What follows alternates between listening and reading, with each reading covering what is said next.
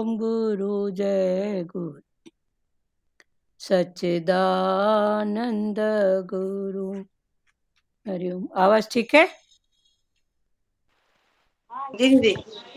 चलो आगे पढ़ें। कल कहाँ तक हुआ था लाज माता? अभी 21 वाला 21 था छठे अध्याय का 21वां। जी चलो पढ़ रहे हैं। जी जी। छठे अध्याय का 21वां। इंद्रियों से अतीत केवल शुद्ध हुई सूक्ष्म बुद्धि द्वारा ग्रहण करने योग्य जो अनंत आनंद है, उसको जिस अवस्था में अनुभव करता है और जिस अवस्था में स्थित यह योगी परमात्मा के स्वरूप से विचलित होता ही नहीं, परमात्मा की प्राप्ति रूप जिस लाभ को प्राप्त होकर उससे अधिक दूसरा कुछ भी लाभ नहीं मानता और परमात्मा प्राप्ति रूप जिस अवस्था में स्थित योगी बड़े भारी दुख से भी चलायमान नहीं होता, जो दुख रूप संसार के संयोग से रहित है तथा जिसका नाम योग है, उसको जानना चाहिए। वह योग न उकताए हुए अर्थात धैर्य और उत्साह युक्त चित्त से निश्चय पूर्वक करना कर्तव्य है। संकल्प से उत्पन्न होने वाली संपूर्ण कामनाओं को निशेष रूप से त्याग कर और मन के द्वारा इंद्रियों के समुदाय को सभी ओर से भली भांति रोक कर क्रम क्रम से अभ्यास करता हुआ उपरति को प्राप्त हो तथा धैर्य युक्त बुद्धि के द्वारा मन को परमात्मा में स्थित करके परमात्मा के सिवाय और कुछ भी चिंतन न करें। 25 तक पढ़े, 21 से लेके 25 तक। अभी दूसरे भाव से पढ़ रहे हैं 21वां। जो सुख आंतरिक अति इंद्रिय और बुद्धिग्राह है, उस सुख का जिस अवस्था में अनुभव करता है और जिस सुख में स्थित हुआ यह ध्यान योगी तत्व से फिर कभी विचलित नहीं होता। व्याख्या। ध्यान योगी को जिस अविनाशी सुख का अनुभव होता है वह प्रकृति जन्य गुणों से अतीत है, इसीलिए उस सुख को आंतरिक अर्थात सात्विक सुख से विलक्षण, अति इंद्रिय अर्थात राजस सुख से विलक्षण और बुद्धिग्राह अर्थात तामस सुख से विलक्षण बताया गया है। जड़ता के साथ संबंध रहने से ही मनुष्य विचलित होता है। ध्यान योगी का जड़ता से संबंध सर्वथा छूट जाता है, अतः वह तत्व से कभी विचलित नहीं होता। जैसे समाधि से व्युत्थान होता है, ऐसे उसका अविनाशी सुख से कभी व्युत्थान नहीं होता। जिस लाभ की प्राप्ति होने पर उससे अधिक कोई दूसरा लाभ उसके मानने में भी नहीं आता और जिसमें स्थित होने पर वह बड़े भारी दुख से भी विचलित नहीं किया जा सकता। व्याख्या। जिस सुख के लाभ का तो अंत नहीं है और हानि की संभावना ही नहीं है तथा जिसमें दुख का लेश भी नहीं है, ऐसे अखंड सुख के प्राप्त होने में ही सभी साधनों की पूर्णता है, जिसमें दुखों के संयोग का ही वियोग है। उसी को योग नाम से जानना चाहिए। वह योग जिस ध्यान योग का लक्ष्य है उस ध्यान योग का अभ्यास न उकताए हुए चित्त से निश्चय पूर्वक करना चाहिए। व्याख्या: संयोग तथा वियोग का विभाग अलग अलग और योग का विभाग अलग है। शरीर संसार के संयोग का वियोग तो अवश्य भावी है, पर परमात्मा के योग का कभी वियोग होता ही नहीं, होना संभव ही नहीं। कारण कि शरीर हम संसार कभी हमारे साथ रहते ही नहीं और परमात्मा कभी हमारा साथ छोड़ते ही नहीं। परमात्मा का यह योग सभी साधकों का साध्य है।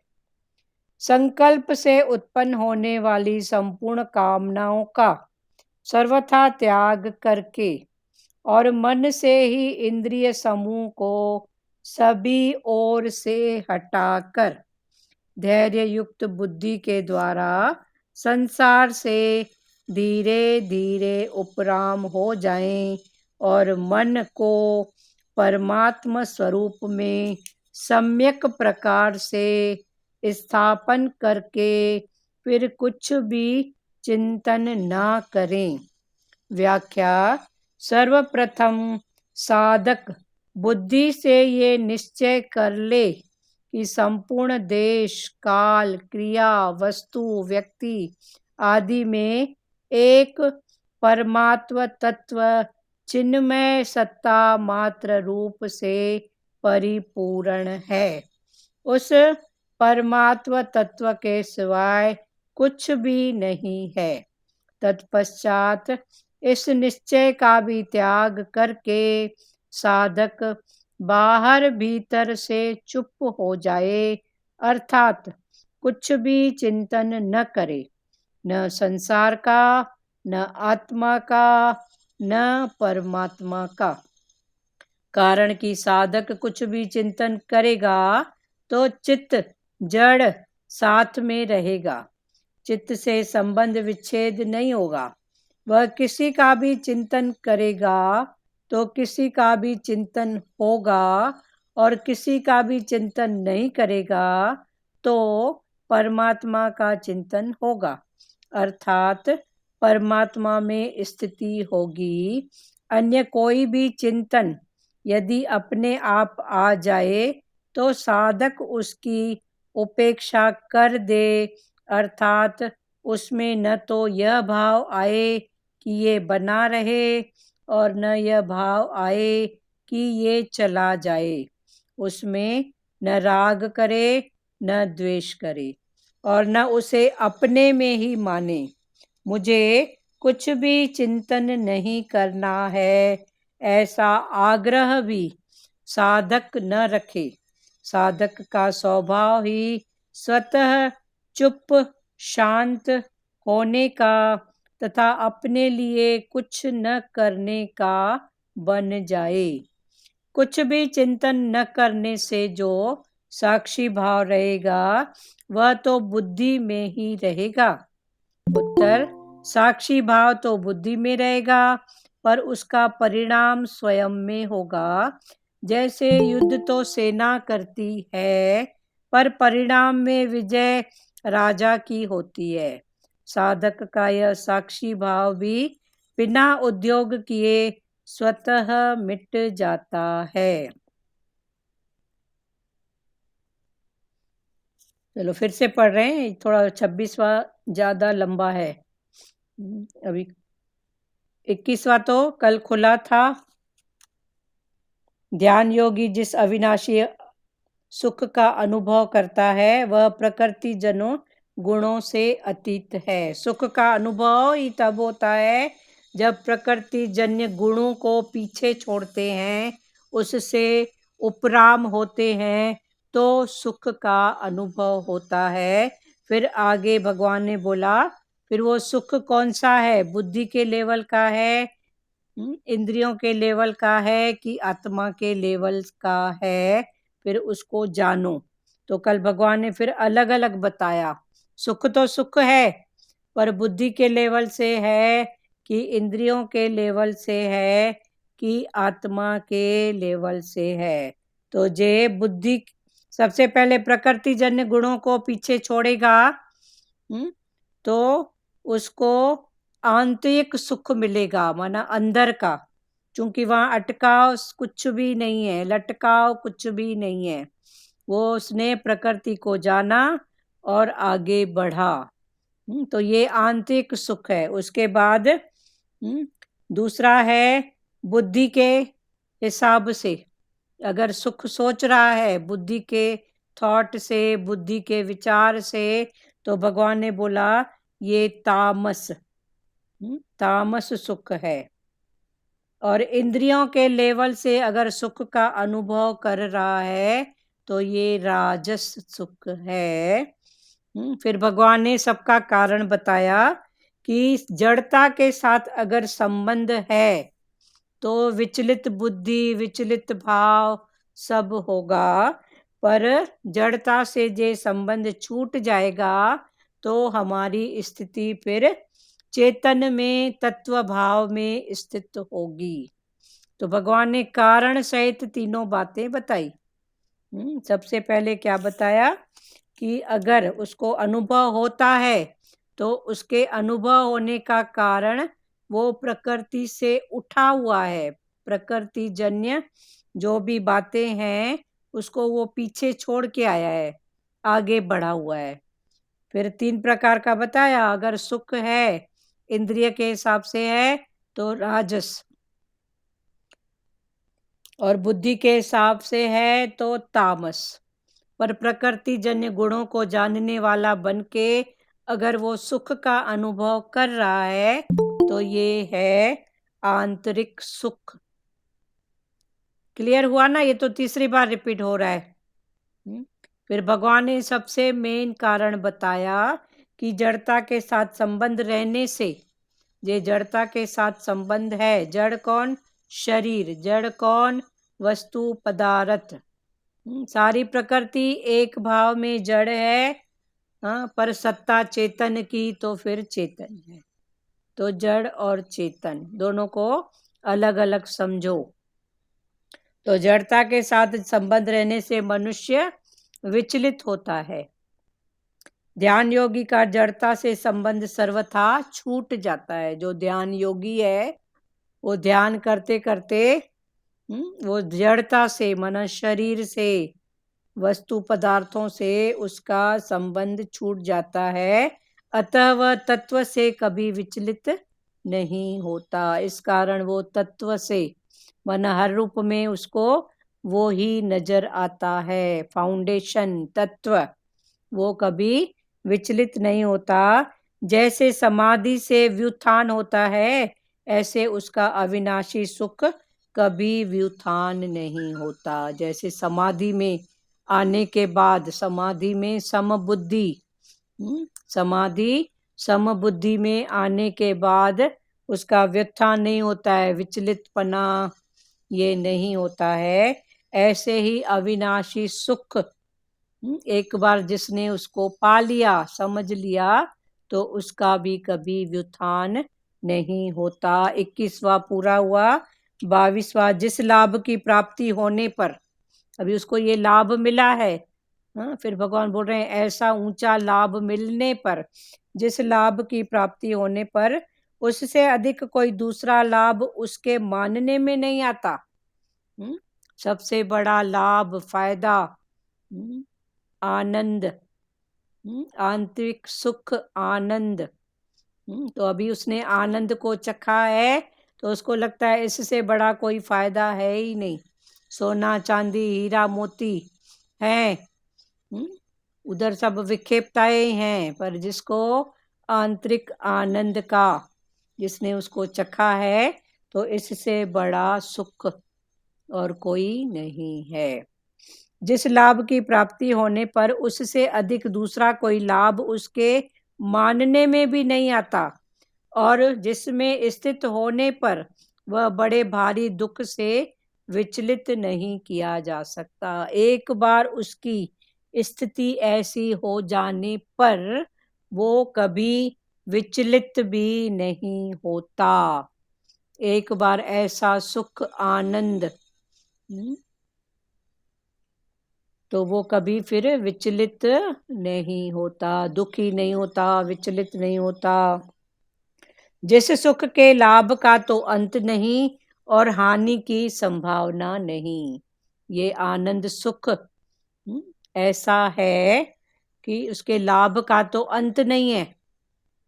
आनंद, अति आनंद, सदाई आनंद, फिर ऊपर ही होएगा, अंत नहीं है, ऊपर उठते ही जाएगा। तो जिस सुख के लाभ का तो अंत नहीं और हानि की संभावना नहीं है। एक बार जिसने चखा तो उसको कोई घाटा तो है नहीं, पर लाभ का भी कोई अंत नहीं है। घाटे की तो बात ही छोड़ो, हो ही नहीं सकता। तथा जिसमें दुख का लेश भी नहीं है, ऐसे अखंड सुख के प्राप्त होने में सभी साधनों की पूर्णता है। फिर भगवान ने बोला वहां तक पहुंचने में जो उसने साधन किए हैं तो सभी साधनों की पूर्णता है। फिर सभी साधन कौन से? कर्म, भक्ति, ज्ञान, वैराग, प्रेम। फिर इसमें स्थूल सूक्ष्म कारण के कांटे हटाते फिर वो आगे निकलता है, तब जाके वो आनंद अखंड सुख के नजदीक आता है। वो समझता है कि वो अपने अंदर ही है। वो इंद्रियों के सुख में नहीं जाएगा, बुद्धि के सुख में नहीं जाएगा, वो उसको जानने वाला बनेगा। तो जिस सुख के लाभ का तो अंत नहीं और हानि की संभावना नहीं। जिस सुख के लाभ का अंत नहीं है, बेअंत लाभ मिलते ही जाएगा। आनंद, अति आनंद, फिर सदाई आनंद, जो भगवान कृष्ण की स्थिति थी। पूरी द्वारिका नगरी समुद्र में समा गई, पर भगवान अपने शांत वही हसमुख भाव में थे कि न मेरा था, न है, न रहेगा, तो मैं अपने आनंद को क्यों विचलित करूं, क्यों गवाऊं। तो भगवान ऐसी स्थिति में भी आनंद की स्थिति में थे। वो स्थिति जिस सुख के लाभ का तो अंत नहीं है और हानि की संभावना ही नहीं है, तथा जिसमें दुख का लेश भी नहीं है। एक लेश मात्र, तिनका मात्र भी दुख नहीं है। ऐसे अखंड सुख के प्राप्त होने में ही सभी साधनों की पूर्णता है। ऐसे अखंड सुख में सभी साधनों की पूर्णता, कर्म की पूर्णता, भक्ति की पूर्णता, ज्ञान की पूर्णता है। फिर पूरा क्या है, अधूरा क्या है? बताओ, पूरा क्या है? कर्म की पूर्णता, भक्ति की पूर्णता, मन करते करते वो पूर्ण, हर रूप में बस वो ही। तो ये कर्म की पूर्णता, ऐसे अखंड सुख के प्राप्त होने में सभी साधनों एक की मिनट, पूर्णता है। हाँ बोलिए प्यारे। भक्ति की पूर्णता क्या है? कर्म की तो देखो पूर्णता है कि सब में एक देखना। हाँ, सब भक्ति की अब पूर्णता ये क्या है? जड़ से समझो। अभी हम्म स्टार्टिंग में कर्म होता है। तो स्टार्टिंग का कर्म क्या है? तुलसी को पानी देना, उपास रखना, ये स्टार्टिंग के कर्म तो यही है ना। वे व्रत रखा, नियम रखा, तुलसी को जल जी चढ़ाया, यही। हाँ, तो इसमें कर्म हो गया। हाँ, फिर कर्म के साथ भक्ति होएगी, पर किसकी भक्ति होएगी? किसी ने बोला तुलसी को पानी देना है ना, तो तुलसी में ही भक्ति रखेगी माई। तो ये भक्ति। फिर ज्ञान, चूंकि उसने ऐसा ऐसा बोला, ऐसा करने से ऐसा होता है, ऐसा होता है, तो ज्ञान उतना ही होगा। तो कर्म, भक्ति, ज्ञान। हाँ, अभी कर्म स्टार्टिंग में हुआ तो उसमें भक्ति भी है, ज्ञान भी है, तो ये पहली सीढ़ियां। फिर भक्ति में आए तो भक्ति किए, मन हर रूप में परमात्मा का भाव, तो हर रूप में परमात्मा का भाव, ये कर्म हो गया। कर्म के साथ भक्ति, फिर ज्ञान। तो पहले जैसे तुलसी को ही जल देते थे, अभी दूसरी सीढ़ी में चलो तुलसी के साइड में ये भी पौधा है ना, तो इसको भी दूं। चलो इसके लिए पहले मैं के लिए करते थे उपवास, अभी सोचेंगे मेरे वाले। फिर उठे वहां से, तो कर्म के साथ पहली स्थिति में कर्म भक्ति ज्ञान तीनों है, दूसरी भक्ति की स्थिति में भी आए तो कर्म भक्ति ज्ञान तीनों है।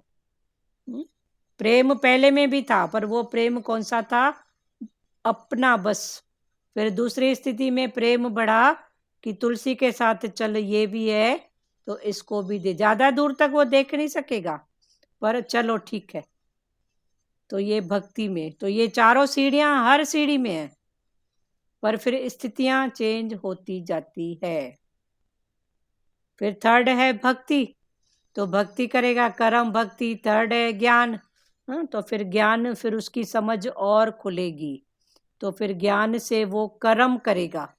अज्ञानी भी कर्म करता है, ज्ञानी भी कर्म करता है। फिर फर्क नजर आता है ना आपको, दोनों के कर्म में कितना फर्क होता है, भाव में कितना फर्क होता है, अभी आप समझते होंगे जी। तो फिर ऐसे स्थितियां बदलती जाती हैं, पर ये चारों सब में होता है, पर फिर स्थितियां बदलती जाती हैं। कर्म भक्ति ज्ञान वैराग प्रेम ये सब में होता है। कर्म में भी प्रेम है तभी तो कुछ कर रहा है ना, पर वो प्रेम कहाँ तक है? अपने तक। फिर अपने से उठा तुलसी तक, भाई तुलसी को जल चढ़ाया। ज्ञान भी उतना ही है कि मेरे को गुरु ने बोला है ऐसा करेगी तो ऐसा होएगा, तो अपने तक। फिर उससे उठा तो कर्म भक्ति ज्ञान में से चलो इधर साइड में ये है, चलो उसके लिए हो जाता है। तो ऐसे फिर स्थितियां बदलती जाती हैं, पर हर स्थिति में ये चारों बातें होती हैं। क्लियर हुआ अभी आपका? जी। तो ऐसे फिर होते जाता है। और किसी को कुछ पूछना है या बताना है तो बताओ। तो ये स्थितियां हैं, इन स्थितियों में सब में ये सीढ़ियां होती हैं, पर ये सीढ़ियों का जो भाव इंटेंशन फिर चेंज होते जाता है। फिर ज्ञान की सीढ़ी में आए तो ज्ञानी माना क्या? खाली पोथे पढ़ना नहीं, पर अभी कुछ विवेक खुला है, समझ खुली है, तो फिर कर्म करेंगे तो किसके लिए करेंगे? थोड़ा निस्वार्थ भाव आएगा कि चलो इसका भी हो जाए थोड़े भाव में, तो जो कर्म होगा ज्ञानी का तो वो निस्वार्थ भाव उसमें जुड़ेगा, तो वो कर्म ज्ञानी भी करेगा। तो कर्म फिर भक्ति करेगा, इसमें कौन इसमें कौन, तो ये ज्ञानी की स्थिति में कर्म निस्वार्थ भाव, भक्ति सब में या देखने का वो भाव करेगा, या उसको जिज्ञासा होगी भगवान इधर ही है इधर भी है, तो ये फिर ऐसी स्थितियां होती जाएंगी। बाकी ये सीढ़ियां चार हैं, ये चारों सीढ़ियां हर सीढ़ी के साथ लागू होती हैं, पर इनका इंटेंशन बदलते जाता है। क्लियर हुआ? वही आ गया ना, कर्म ज्ञान फिर ध्यान, फिर हाँ, वही स्थिति आ गई ना। हाँ वही स्थिति आ गई। हर कर्म के पीछे ज्ञान भी देखो, फिर उस ज्ञान के पीछे ध्यान भी लगाओ कि हाँ, कैसे हो रहा है, क्या हो रहा है, क्या हो किसके रहा है, लिए। किसके लिए हो रहा है, ध्यान। फिर ये सब फिर आगे स्थितियां हैं, फिर हम्म। समझते जाओ। जी।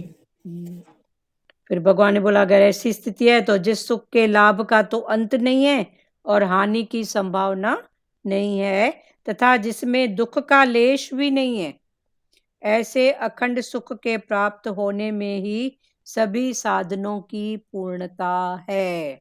ऐसा अखंड सुख, उसी में सभी साधनों की पूर्णता है। तो कर्म की पूर्णता, भक्ति की पूर्णता। क्लियर हुआ? राजमाता कुछ बोलेंगे आप? हाँ बोलो, मैं ये समझ बोल हो? रही थी हाँ बोलिए। मैं ये बोल रही थी जैसे पहले होते थे बस मैं ही खाऊं मेरे वाले खाएं। हाँ, अब जैसे होता नहीं, जो है सामने सबको दो। हाँ तो ये स्थितियां है ना, तो हाँ, पहले मैं खाऊं मेरे वाले पहले खाएं, तो ये भी पहले क्या कर्म छुपा है। छुपा छुपा के खाते थे, छुपा हाँ छुपा के रखते थे। सही बात। फिर मेरे वाले मेरी बेटी आएगी उसको दूंगी। हाँ सही अब बात। गुरु ने समझ खोली है। हाँ खोलिए, ठीक है ना, तो यही तो स्थितियां चेंज है ना। तो कर्म भक्ति ज्ञान जी वैराग पहली स्थिति में भी था मैं के साथ में, और अभी सर्व के साथ में भी है, तो ये पूर्णता है। तभी तो हमारे जो सत्संग में भगवान बोलते हैं ना, कोई गलत नहीं है। तो इसका कारण यही है कि सब अपनी सीढ़ियों से उठेंगे। आपकी अगर ऊंची स्थिति हो गई है तो वो सामने वाला गलत नहीं है, उसकी अभी ये सीढ़ी है, करते करते वो भी इधर ही आएगा। हाँ, ऐसे ही है ना, जैसे कोई कुछ बनाते हैं, हम्म हम कर्म तो कर रहे हैं, हम्म भक्ति भी है हमारे अंदर कि ये बनाना है, हाँ लेकिन हमें ज्ञान नहीं है कैसे बनाना है। हो तो उस जाएगा, चीज का ज्ञान होगा जब तो चीज बन पाएगी ना। बन पाएगी। सही बात है। कर्म है, भक्ति है, फिर ज्ञान, फिर वैराग, फिर प्रेम। बोलते हैं ना, ज्ञान विज्ञान के सहित होना चाहिए। हाँ, ज्ञान विज्ञान के सहित। ठीक है, सही बात है ना, वरना उसका सदुपयोग करना भी आना चाहिए। ज्ञान तो बहुत है, पर उसका सदुपयोग, फिर ये धीरे धीरे स्थितियां है ना। जी जी। चलो ठीक है, अभी पहले कर्म करना स्टार्ट तो करें। हाँ, कर्म करना। तो कर्म, फिर ये व्रत नियम जो भी करते थे, उतना ही करते थे, किसी ने बोला फायदा देख के ऐसा। तभी तो सच्चे संत ये केवल व्रत नियम नहीं है, घर में और भी बहुत और कर्म भी है, कई जैसे बातें। सेवा है, कोई हाँ कर्म करने का। हाँ हाँ, तो ये सब है हम कर्म। बैठे रहे कोई कर्म ही नहीं करेंगे। हाँ ठीक है, सही बात है। सब तन के कर्म, मन के कर्म, धन के कर्म, फिर हाँ कर्म फिर जी। 3 श्रेणियों में बट गए। और किसको बोलना है कुछ? आगे 23वां पढ़े हैं, जिसमें दुखों के संयोग का ही वियोग है। अभी अखंड सुख प्राप्त होने में साधनों की पूर्णता है। फिर भगवान ने आगे क्या बोला? पूर्णता है जिसमें दुखों के संयोग का ही वियोग है, उसी को योग नाम से जानना चाहिए। वह योग जिस ध्यान योग का लक्ष्य है, उस ध्यान योग का अभ्यास न उकताए हुए चित्त से निश्चय पूर्वक करना चाहिए। व्याख्या: संयोग तथा वियोग का विभाग अलग और योग का विभाग अलग है। शरीर संसार के संयोग का वियोग तो अवश्य भावी है, पर परमात्मा के योग का कभी वियोग होता ही नहीं, होना संभव ही नहीं, कारण कि शरीर संसार कभी हमारे साथ रहते ही नहीं और परमात्मा कभी हमारा साथ छोड़ते ही नहीं। परमात्मा का यह योग सभी साधकों का साध्य है। आगे भगवान ने क्या बोला कि जिसमें दुखों के संयोग का, दुख के संयोग का ही वियोग है। अभी वियोग और संयोग क्या है? वियोग और संयोग, संसारी भाषा में वियोग माना बिछड़ना और संयोग माना जुड़ना या मिलना। मिलना और बिछड़ना, तो ये योग और संयोग संसार की भाषा में हम बोलते हैं। पर भगवान ने बोला जिसमें दुखों के संयोग, कई दुखों को संयोग, उस वो ही वियोग है। कई दुखों का संयोग ही वियोग। कैसे? क्योंकि संयोग ही वियोग है, तो इस वियोग में ही हमारा योग परमात्मा से जुड़ता है। जैसे साधारण भाव में इस बात को समझो कि सुख में तो सुमिरन कोई नहीं करता है, सब दुख में ही करते हैं। सब दुख में, जे सुख में करे तो दुख आए ही नहीं, तो कौन सा दुख? तो सुख में सुमिरन सब करे, दुख में करे न कोय। तो दुख में सुमिरन सब करे, सुख में करे न कोय। आवाज नहीं है। आवाज है ना अमित सचदेवा? जी जी। तो भगवान वही बोल रहे हैं जिसमें दुखों के संयोग, तो दुख का संयोग ही वियोग है, माना उसी को योग नाम से जानना चाहिए। तो दुखों का संयोग, दुखों का मिलना, ये भगवान वियोग है। फिर इस वियोग में ही योग जुड़ता है। तो अभी दुख भी कौन बोले कि नहीं मिले। देखो कुंती माता ने लाइफ भर भगवान से क्या मांगा, दुख ही मांगा। एक बार भगवान ने खुद सामने आके पूछा, माता कुछ तो मांग, तो उसने बोला दुख। तब कृष्ण भगवान भी ऐसे व्याकुल हो गए कि तू कितने धीर वाली है। तो बोले दुख में सदाई तेरा सिमरन होता है, तू सदाई मेरे पास होता है। तो कुंती माता, इसका मतलब भगवान ने बोला मांगो मत, पर जो स्थिति सामने है उसमें एक्सेप्ट भाव रखो, मन को चलायमान न करो, बस। तो क्लियर हुआ। जिसमें दुखों के दीदी संयोग, आवाज नहीं है। आप बंद करके आवाज फिर नहीं चालू है। करो, बंद करके। नहीं नहीं दीदी। एक तो ये लेट आते हैं, फिर डिस्टर्ब होता है इनका बहुत। नहीं नहीं दोनों नहीं जाते, वो भी बंद हो जाता है घड़ी। अभी मैं इनका बंद की, खुद ही चालू करेंगे। जिसमें दुखों के संयोग का ही वियोग है, उसी को योग नाम से जानना चाहिए, उसी को ही योग। अभी संयोग वियोग, फिर वो ही योग। कैसे? जो संयोग है वो ही वियोग है। फिर भगवान ने बोला वियोग है, माना ये ही योग है। जैसे कुंती माता का दृष्टांत। क्लियर हुआ सचदेवा? वह योग जिस ध्यान योग का लक्ष्य है, उस ध्यान योग का अभ्यास न उकताए हुए चित्त से निश्चय पूर्वक करना चाहिए। वो जो योग है, भगवान ने बोला उस योग, कौन सा? ध्यान योग। ये लक्ष्य कौन सा है? ध्यान योग का लक्ष्य है। उस ध्यान योग का अभ्यास, अभी लक्ष्य तक पहुंचना है तो अभ्यास तो करेंगे ना। तो उस ध्यान योग का अभ्यास न उकताए हुए चित्त से निश्चय पूर्वक करना चाहिए। चित्त को कभी उकताहट में नहीं लाना चाहिए। कैसे होगा, क्या होगा, कब होगा, कितने रूप में चित्त का उकताना हो जाता है। भगवान ने बोला अभी नहीं। ज्ञान अथक है, संसार थक है। संसार माना थकान, और ज्ञान भगवान का भाव अथक है, चलते चलो चलते चलो। फिर ये अथक और थक किसकी स्थिति है? मन की। थकता सबसे पहले कौन है? मन। फिर ये मन क्या है? थॉट। तो ऐसा थॉट थकाट वाला लेके ही नहीं आओ अपने सामने। अभी थॉट को हम जानने वाले हैं। तो संसार माना थकान और भगवान माना अथक। थकान नहीं है वहां पर, बढ़ते चलो चलते चलो चलते चलो।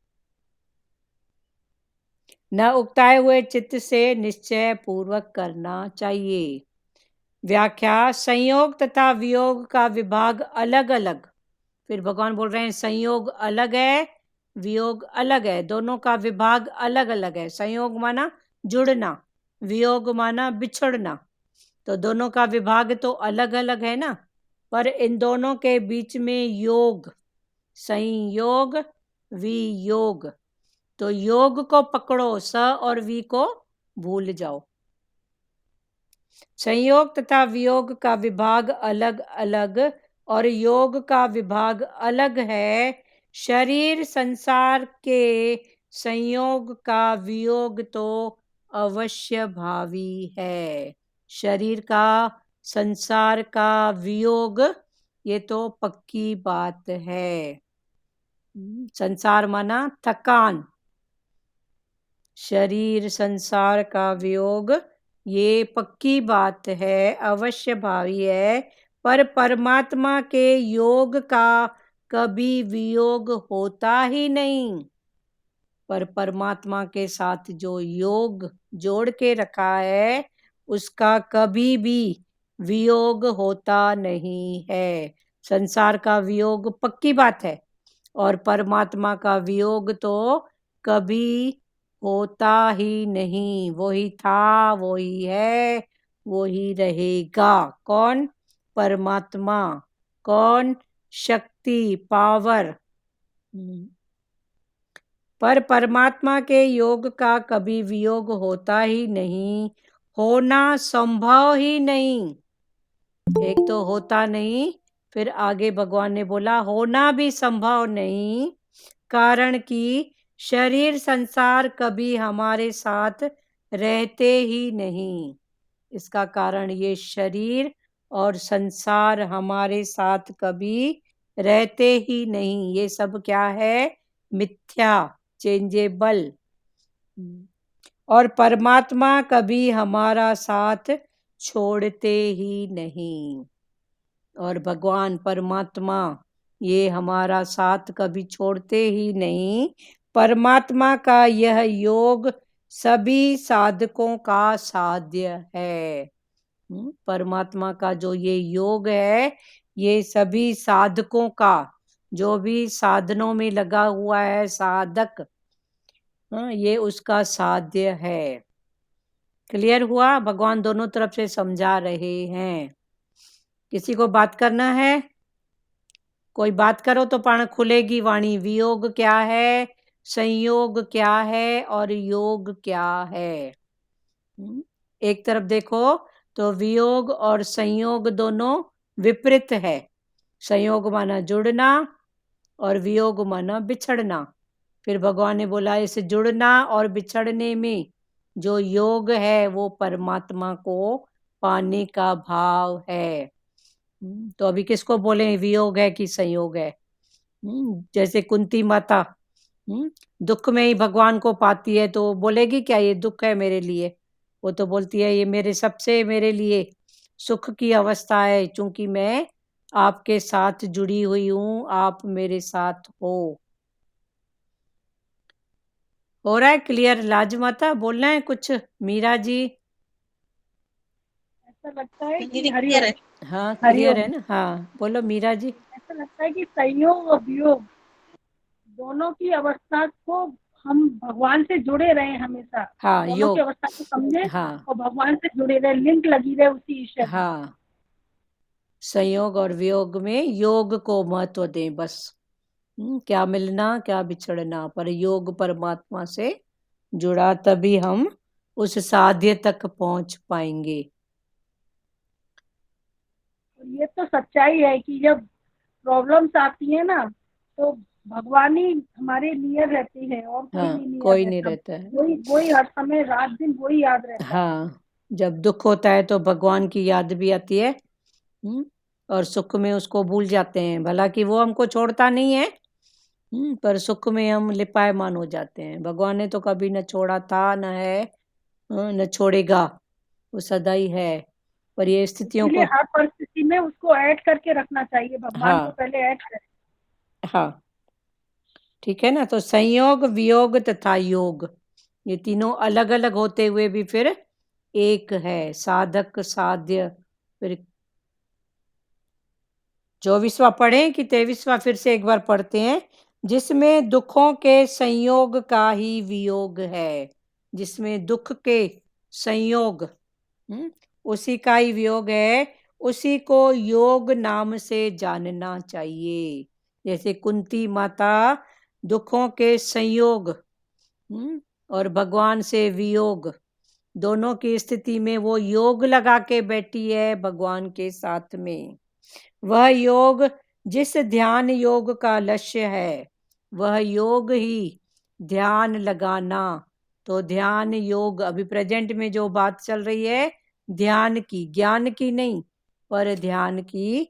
तो वह योग जिस ध्यान योग का लक्ष्य है, उस ध्यान योग का अभ्यास, फिर भगवान ने बोला उसका अभ्यास करें। कैसे? न उकताए हुए चित्त से निश्चय पूर्वक करें। चित्त को कभी उकताने मत दो, थकने मत दो। मन की स्थिति को कभी थकावट नहीं लाओ कि बस मेरे ऊपर, मेरे को करना है। जब ये थॉट आया ना तो देखो शरीर में कैसी थकान आती है। तो भगवान ने बोला इस शरीर, इस थकावट को आने ही मत दो, ऐसे थॉट को कि मेरे को करना है, मेरे लिए, मेरे से। बस जहां ये स्थिति आई नहीं कि थकावट। हाँ बोलो सच सेवा। नहीं, वो आपका साउंड कट रहा था तभी। अभी ठीक है, बीच में थोड़ा कट रहा था। हाँ चलो ठीक है ना। तो ये न उकताए हुए चित्त से निश्चय पूर्वक करना चाहिए। तो न उकताया चित्त माना इस चित्त को कभी थकने मत दो, मन को, बुद्धि को। मन का काम क्या है, बहुत जल्दी थकता है। और मन माना थॉट, मेरे को ही करना है, मेरे से होता है, इतना करूं क्या, इतना सहूं क्या। कितने रूप में मन थकावट लेके आता है। पर भगवान ने बोला मन में जब थॉट आता है उसके पहले ही मैं उसकी व्यवस्था करके फिर मैं तेरे को थॉट डालता हूं। पर चूंकि उसके थकने की आदत है तो हम भगवान की बात को भूल जाते हैं। जैसे अभी आपको मार्केट जाने का भाव हुआ तो भगवान उसके पहले ही आपके पर्स में कुछ रखवाएगा। पर्स खाली है और मार्केट जाने का भाव हो ही नहीं सकता। तो भगवान ने बोला जब मैंने पहले से ही तेरे पर्स में कुछ डाला तभी तो तू मार्केट जाने का सोच रही है ना, तभी तो तू खर्च करने का सोच रही है ना।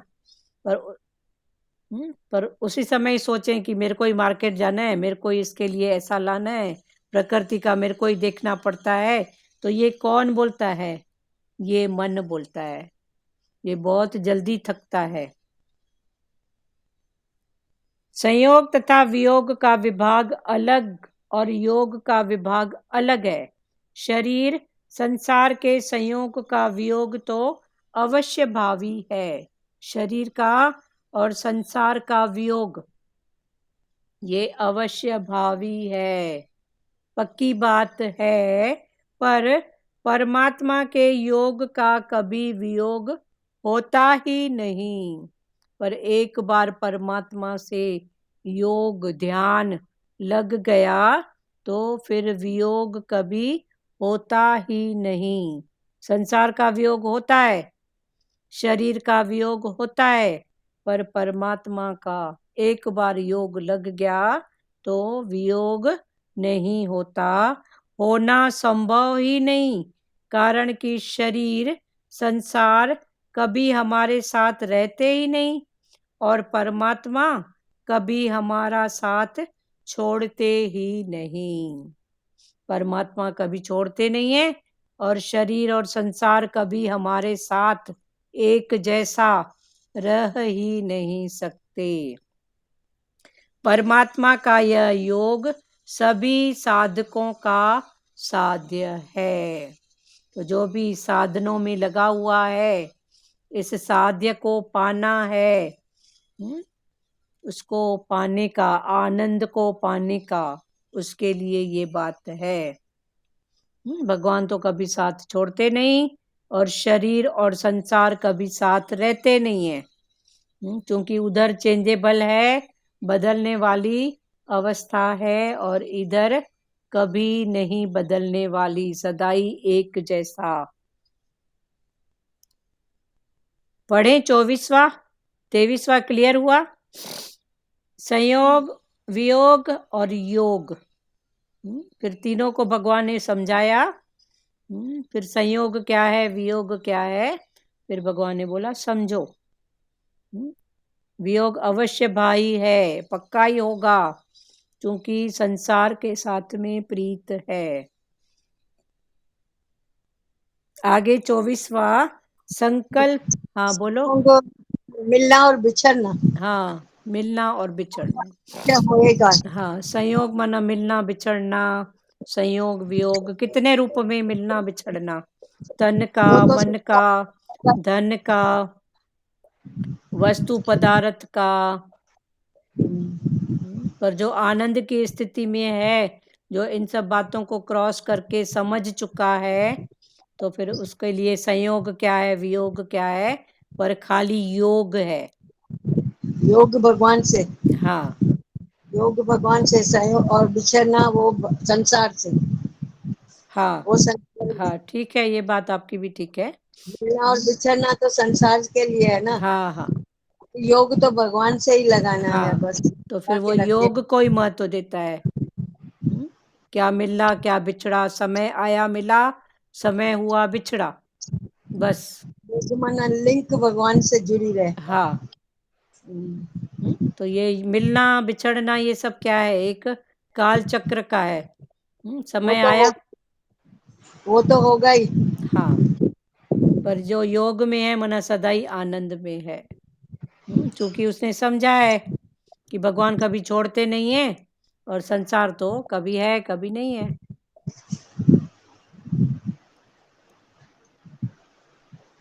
हुआ क्लियर ध्रुव माता?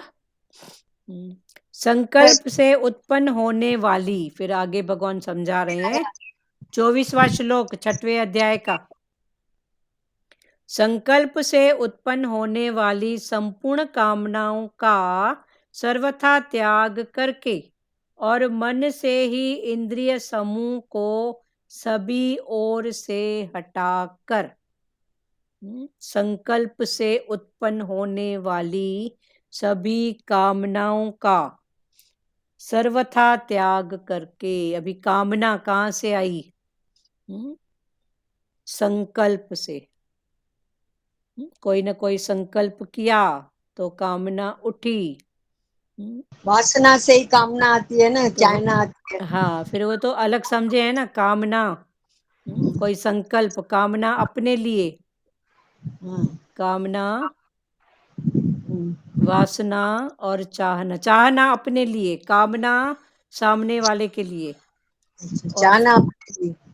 चाहना अपने लिए। मेरी चाहत ऐसा है जेकर ऐसा हो जाए, मेरी कामना है, तो अपने से उठा कामना में, फिर ये दोनों के जो थॉट चलते रहते हैं, तो ये है वासना। तो कामना, चाहना और वासना। ध्रुव माता आप म्यूट करो ना।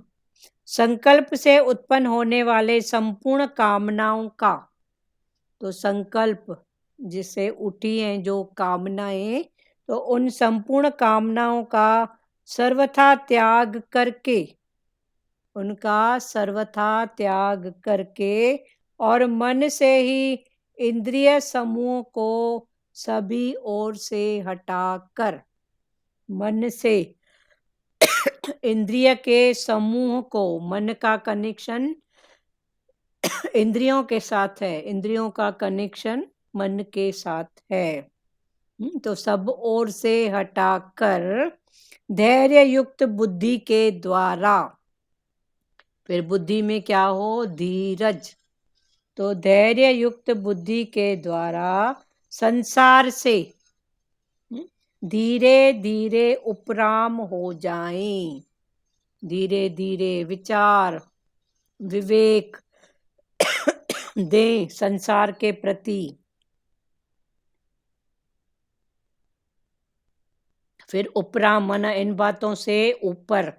अभी तक क्या था, वो अतीत में छोड़ के आया है तो सुखी है। अभी छोड़ना और ऊपर होना दोनों सेम है, पर स्थितियों में फर्क है। अभी दिखेगा। हाँ, नहीं, छोड़ी हुई चीज तो कभी कभी वापस आ जाती है आ थॉट जाती है, में। हाँ आ जाती है, पर ये उपराम माना इसको सामने उनके साथ रहेगा, पर ऊपर उसको छू नहीं ऐसा सकेगी। होता है करके। हाँ, ऐसा होता है, उसको छू नहीं सकेगी वो। उसको छू मतलब उसके चित्त को दुखी नहीं करेगी, मन को। तो धैर्य युक्त बुद्धि के द्वारा संसार से धीरे धीरे उपराम हो जाए और मन बुद्धि को परमात्मा स्वरूप में सम्यक प्रकार से स्थापन करके फिर कुछ भी चिंतन ना करे। फिर कुछ भी फालतू चिंतन, फालतू क्या, जो भी चिंतन है वो है ही व्यर्थ, है ही व्यर्थ। तो कुछ भी चिंतन ना करे। तो ये सब स्थितियां भगवान अर्जुन को बता रहे हैं। सबसे पहले भगवान ने देखो उसका फायदा बताया। तो ये भी देखो, जिस लाभ की प्राप्ति होने पर 22वां, प्राप्ति होने पर उससे अधिक कुछ दूसरा कोई लाभ उसके मानने में है ही नहीं। तो जैसे एक बार मन को बता दिया, मन सबसे ज्यादा फायदा इसी में ही है, इससे ज्यादा फायदा और किसी में है ही नहीं। तो मन ये फायदा और घाटे की बात जल्दी समझता है। अभी तो सच्चा फायदा है, तो दूसरा कुछ है ही नहीं, जिसमें स्थित होने पर बड़े भारी दुख से भी वो विचलित नहीं किया जा सकता। ये 22वां श्लोक। फिर भगवान ने बोला, जिस सुख के लाभ का अंत नहीं है और हानि की तो संभावना ही नहीं है। लाभ का अंत नहीं है माना आनंद, अति आनंद, सदाई आनंद, पर हानि घाटा तो है ही नहीं। ऐसे अखंड सुख की प्राप्ति में सभी साधनों की पूर्णता है।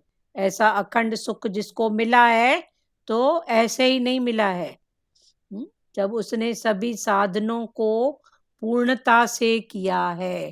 फिर वही साधन कर्म, भक्ति, ज्ञान, वैराग। फिर कर्म में पहली सीढ़ी है कर्म की, तो उसमें भक्ति है, ज्ञान है, वैराग है, प्रेम है। फिर दूसरी सीढ़ी है भक्ति की, तो भक्ति में भी कर्म है, भक्ति है, ज्ञान है, वैराग है, प्रेम है। पर स्थितियों में फिर चेंज। फिर जब ऐसी स्थिति हो गई तो फिर मन में एक थॉट संयोग और वियोग का आएगा, कि कहीं बिछड़ नहीं जाए। जैसे एक दृष्टांत है कि एक कोई था, उसको डर लगता था। कोई रास्ते से जाता था तो उसको डर लगता था, उसने सुना था इधर भूत है, ऐसा डर लगता था। तो एक बार गुरु के पास वो गया और गुरु को बोला, गुरु इतने रास्ते में मैं रोज काम से लौटता हूँ ना, तो यहाँ से लेके इतने रास्ते में मेरे को डर लगता है, भूत प्रेत का कोई भी डर। तो गुरु ने क्या किया, उसको एक ताबीज दे दी। बोला इसको पहनेगा ना तो कोई डर नहीं रहेगा। तो अभी ठीक है, उसने वो पहना तो अभी तो उसको डर, चूंकि गुरु के उसमें अभी डर था, थोड़ी डर था उसके विचारों में, थॉट में। अभी उसको ये थॉट आ गया कि गुरु की ताबीज है तो मेरा कोई कुछ नहीं बिगाड़ सकता। मेरे तो वो वहीं से क्रॉस होता था। तो एक बार फिर गुरु से उसका लेना देना हुआ, तो गुरु ने उससे पूछा, बेटा अभी तो डर नहीं लगता है ना? बोले वो डर नहीं लगता है, पर अभी ये डर है कि कहीं ये ताबीज गुम न हो जाए। क्लियर हो रही है? तो गुरु ने बोला डर तो डर ही है ना, ये डर की स्थिति से ऊपर उठो ना। तो हम एक डर को छोड़ के फिर दूसरा डर पकड़ते हैं। तो पहले भूत का डर था, अभी डर है कि ये गुरु के हाथ की दी हुई ताबीज कहीं गुम न हो जाए। क्लियर हो रहा है? तो ये संयोग वियोग। मन है ना, मन है, भजन नहीं है हमारे सत्संग में, मन है हमारे विचारों की माला, हाँ अच्छे बुरे सब रहने दो, बाकी सारा छोड़ दो। हाँ ठीक है, वो बाकी बेचारा छोड़ दो। तो ये नहीं, डर, वही बात आ गई ना, हाँ जैसे वही बात है। उसको डर की बात बैठ गई थी, तो हाँ गुरु ने जैसे उसको विचार दिया ना, हाँ, बस तो ये आगे बताइए संयोग ना। और वियोग है। पर ये संयोग और वियोग के बीच की हाँ स्थिति में भगवान ने बोला योग। ये योग हाँ, को योग पकड़ो। संयोग और वियोग योग में ही योग जुड़ता है, ऐसे नहीं योग, जुड़ेगा। वो कनेक्शन है ना। हाँ, तो भगवान बोलते हैं वह योग जिस ध्यान योग का लक्ष्य है। फिर अभी ध्यान योग का जो लक्ष्य है, एम है, वो योग है। फिर ये योग कब होगा? संयोग और वियोग के बीच की स्थिति है योग। जुड़ा है तो बिछड़े नहीं, बिछड़ा है तो जुड़े, तो इन दोनों के बीच की स्थिति है योग। वह योग जिस ध्यान योग का लक्ष्य है, उस ध्यान का अभ्यास, फिर भगवान ने बोला समझ लो, फिर उस ध्यान का अभ्यास न उकताए हुए चित्त से निश्चय पूर्वक करना चाहिए, अथक मन से, अथक थॉट से। पर संसार है थकावट और भगवान है अथक। फिर समझो, ये मन हमारा बहुत जल्दी थकता है। फिर मन क्या? मन माना थॉट। थॉट में थकावट बहुत जल्दी आती है, पर भगवान ने बोला तू इसको जानने वाला बन। न उकताए हुए चित्त से निश्चय पूर्वक करना चाहिए। व्याख्या: संयोग तथा वियोग का विभाग अलग और योग का विभाग अलग है। तीनों के विभाग अलग हैं, संयोग, वियोग और योग। अलग होने के बाद भी योग है।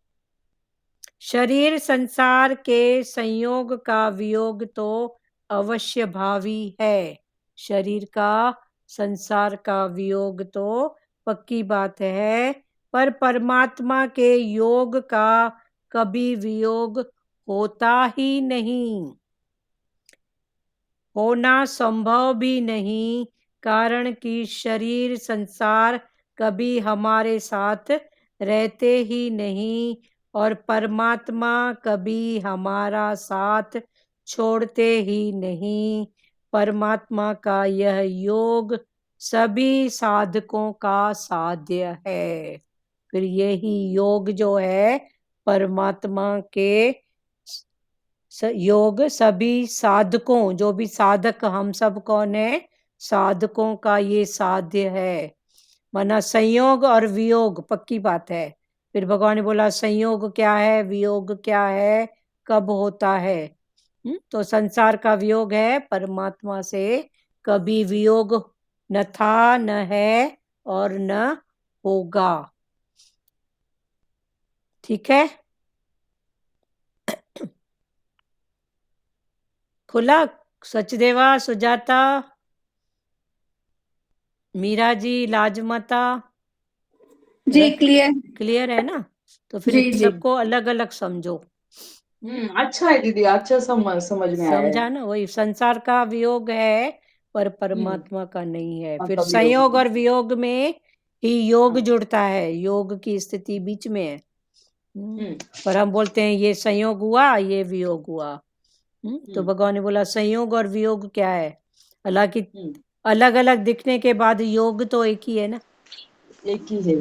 तो उस एक को पकड़ो, योग को। पर जब तक समझते यही नहीं है है, हाँ यही है ना, आदि सत्य जुगाद सच है भी सच, नानक होसी भी सच। हाँ, फिर परमात्मा का वियोग होता ही नहीं, नहीं होता है, वो सदा ही है ही है। संसार चेंजेबल है। हाँ। 24वां संकल्प से उत्पन्न होने वाले संपूर्ण कामनाओं का सर्वथा त्याग करके। कामनाएं उत्पन्न हुई कब? संकल्प से। संकल्प कब उठा? जब कामना की कोई बात है। फिर ये कामना, चाहना और वासना, इसको भी अलग अलग पहले खोले हैं। अपने लिए चाहना, दूसरे के लिए कामना, फिर इनका लगातार मनन चिंतन करना, ये है वासना। संकल्प से उत्पन्न होने वाले संपूर्ण कामनाओं का सर्वथा त्याग करके और मन से ही इंद्रिय समूह को सभी ओर से हटाकर, मन से ही इंद्रियों के समूह को सभी ओर से हटाकर। सभी ओर मना इंद्रियां, इंद्रियों का विषय, इंद्रियों का कर्म। तो इन सब से हटाकर विषय भी परमात्मा, कर्म भी परमात्मा और साध्य जिसको पाना है वो भी परमात्मा, माना आनंद। इंद्रिय समूह को भाई किसी का इंतजार करना या किसी को याद करना, वो भी वासना है दीदी। ये भी वासना है ना? वो भी वासना है। हाँ, मन में जैसे थॉट आया और बोल दिए, बात कर लिए तो ठीक है, निकल गई। पर बार बार उसको याद करना, या उसको इंतजार करना, खींचना, ये भी वासना है ना? अच्छा, वही पूछ रही थी आपसे। हाँ, ये भी वासना है। थॉट आना गलत नहीं है, पर थॉट का चिंतन जो बार बार होता है वो वासना। थॉट तो आएगा ना जरूर। हाँ, पर उसको चिंतन बार बार नहीं करें, एक बार खाली हो जाए, अच्छा। बात करके खाली हो जाओ, किसी को बोल के खाली हो जाओ, उस बात को अंदर से निकालो। जैसे किसी का भाई इंतजार करते हैं, कुछ बात नहीं आती है उसकी बात, तो उसका चिंतन होता है ना मन में, हाँ, भाई अभी क्यों नहीं आया, क्या हुआ, तो बोले बात करो, कुछ भी करो, या फिर भगवान के भाव में छोड़ दो। भगवान के ऊपर छोड़ दो। हाँ, या उसका समय नहीं होगा, ऐसी बात होएगी।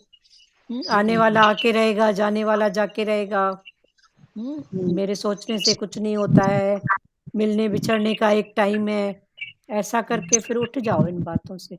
ना वासना खराब है ना। हाँ, ये वासना ही तो है ना, पता नहीं उसके थॉट में शरीर का अंत हो तो गए तो उस थॉट में ना।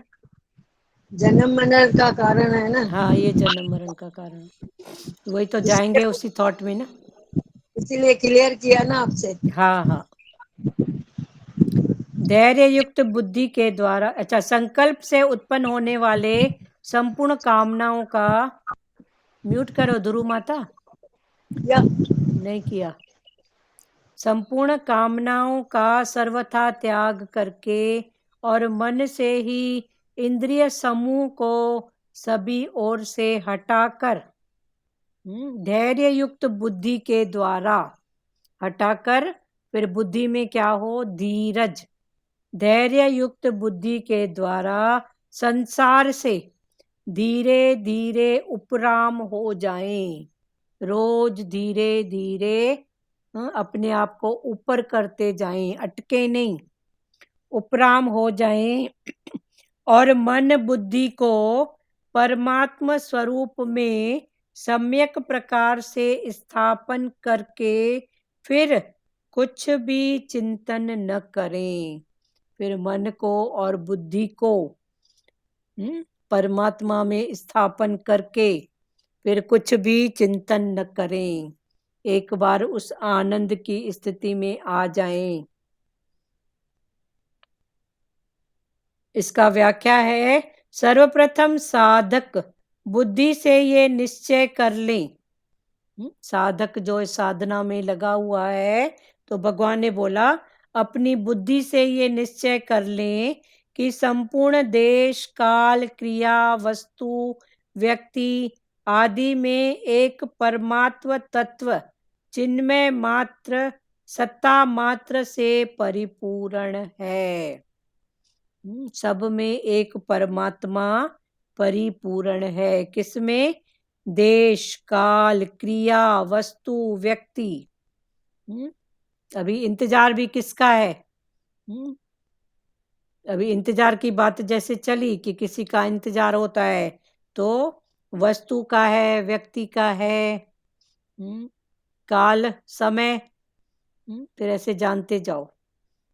तो भगवान ने बोला सर्वप्रथम साधक बुद्धि से ये निश्चय कर ले कि संपूर्ण देश काल क्रिया वस्तु व्यक्ति आदि में एक परमात्म तत्व चिन्मय मान सत्ता मात्र रूप से परिपूर्ण है, सब में एक परमात्मा चिन्मय, सब में वो ही है, परिपूर्ण है, उस परमात्म तत्व के सिवाय कुछ भी नहीं है, वो शक्ति पावर परमात्मा तत्व, उसके सिवाय कुछ है ही नहीं। तत्पश्चात इस निश्चय का भी त्याग करके, क्योंकि कृष्ण का ज्ञान है तो कहीं वो ठहरने नहीं देगा, फिर भगवान ने बोला पहले ये निश्चय करो कि देश काल क्रिया वस्तु व्यक्ति आदि में समान रूप से परमात्मा तत्व है। फिर भगवान ने बोला है तो है ना, फिर आगे बढ़ो, तो फिर क्या बोला, उस परमात्मा तत्व के सिवाय कुछ भी नहीं। तत्पश्चात इस निश्चय का भी त्याग करके साधक बाहर भीतर से चुप हो जाए, अर्थात कुछ भी चिंतन न करे, बाहर से और भीतर से, टोटल चुप। अभी तक सब में परमात्मा है। इसका पक्का होने के बाद साधक आगे बढ़े, है, ठीक है। फिर टोटल चुप करे, बाहर की चुप और अंदर की चुप, माना कुछ भी चिंतन न करे। एक बार है का पक्का हो गया तो बस है, न संसार का, न आत्मा का और न परमात्मा का। कारण कि साधक कुछ भी चिंतन करेगा तो चित्त जड़ के साथ में रहेगा। फिर भगवान बता रहे हैं कि अगर कुछ भी चिंतन करेगा तो सब तो जड़ है, जैसे देश काल क्रिया वस्तु व्यक्ति ये सब जड़ है, चेतन की सत्ता के बिना। तो अगर कुछ भी चिंतन आया तो फिर किसका चिंतन आएगा? जड़ का। तो चित्त जड़ में रहेगा, चित्त से संबंध विच्छेद नहीं होगा। मतलब ये सूक्ष्म की बात पकड़ा रहे हैं भगवान। तो चित्त से कहीं न कहीं संबंध जुड़ा रहेगा। वह किसी का भी चिंतन करेगा तो किसी का ही चिंतन होगा, और किसी का चिंतन नहीं करेगा तो परमात्मा का चिंतन होगा, अर्थात परमात्मा में स्थिति होगी। वह किसी का कुछ भी चिंतन करेगा तो कुछ न कुछ चिंतन होगा, पर जे नहीं करेगा तो नहीं करना माना उसकी स्थिति परमात्मा में है। क्लियर हुआ सचदेवा जी? मीरा जी बोलो। ये थोड़ा सा क्लियर करिए, हाँ क्योंकि थोड़ा। देखिए शुरुआत तो यही होता है ना, हाँ और लास्ट मोमेंट हम यही मानते हैं कि हर हर जगह, हर वस्तु में, पदार्थ में परमात्मा है ही है। हाँ है बस। इससे उठने का कैसे? हाँ, है। अभी इतना तो पक्का करो कि है। निश्चय से उठना। हाँ फिर उठो, मतलब फिर थॉट आने ही नहीं दो, कोई भी थॉट नहीं, चित्त बस है, बस वो है से हटो ही मत, वही है वही है वही है। वैसे भी है कोई पकड़ना है। मेरा नाम निर्मला है, मेरा भी झूठा, नाम भी झूठा, निर्मला भी झूठा, पर है मना सत्ता। तो है को पकड़ो बस। भगवान भी वही बोल रहे हैं, है बस उस है को। फिर बहुत कड़ी दृष्टि रखो है पर बस। फिर तो वही हुआ कि हर समय ध्यान और सिमरन हाँ तो परमात्मा फिर पे। आगे तो यही चीज स्थिति है ना, हाँ फिर तो ध्यान। स्थिति यही है, चलो ठीक है, सिमरन के अभी साथ ध्यान। करते चलोगे तो खुद ही ये बातें खुलती रहेंगी। पर फिर ये क्योंकि कृष्ण का ज्ञान है ना, ये बैठने देगा नहीं। वो प्यारा देखो जेल से निकला, हाँ तो फिर जंगलों में गया गायों को चराने। कहाँ जेल, फिर उठा, थोड़ा बचपन थोड़ा बड़ा हुआ तो गाय चरा रहा है। एक तरफ जेल, एक तरफ दौड़ना घूमना खेलना। फिर राजा ही, फिर उसकी लीला ही निराली है, कहीं रुकने नहीं देगा वो। तो ऐसे फिर समझते जाओ, मना कहीं भी अटक नहीं होए कि अभी मेरा ध्यान परमात्मा में स्थिर हो गया है। तो कभी हो गया है तो फिर कभी कभी थॉट, फिर भगवान ने बोला इतना अचल अटल उसमें स्थित रहो बस। फिर से पढ़ रहे हैं। सर्वप्रथम साधक बुद्धि से निश्चय कर ले कि संपूर्ण देश काल क्रिया वस्तु व्यक्ति आदि में एक परमात्म तत्व चिन्मय सत्ता रूप से परिपूर्ण है। सब में किसमें? संपूर्ण देश में, काल में, क्रिया में, वस्तु में, व्यक्ति में एक